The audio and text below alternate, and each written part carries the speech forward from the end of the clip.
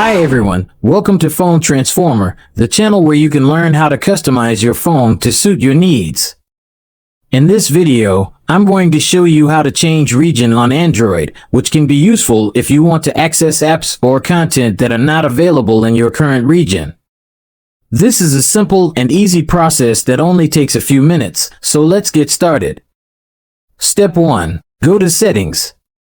You can find the settings icon on your home screen or in your app drawer. Tap on it to open the settings menu. Step 2. Scroll down and select additional settings. This is where you can find more options to tweak your phone settings. Tap on it to enter the additional settings menu. Step 3. Select the region. This is the option that allows you to change your phone's region. Tap on it to see the list of available regions. Step 4. You can choose your desired region from here.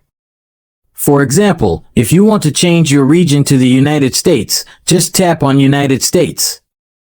You will see a check mark next to the region you selected. Step 5. Return to System in the Settings menu. This is the main settings menu where you can find other options related to your phone system. Tap on the back button to go back to the system menu. Step 6. Tap on Date and Time. This is the option that allows you to adjust your phone's date and time settings. Tap on it to enter the Date and Time menu. Step 7. Turn off the automatic date and time settings. This is the option that lets your phone automatically set the date and time based on your network or GPS.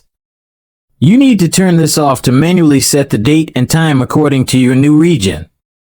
Step 8. Choose the correct time zone for the region or country you selected in the previous step. This is the option that lets you set the time zone for your phone. Tap on it to see the list of available time zones. For example, if you changed your region to the United States, you can choose from different time zones such as Eastern, Central, Mountain, or Pacific. Tap on the time zone that matches your new region. Step 9. Finally, restart your device to ensure that the changes are applied correctly. This is the last and most important step.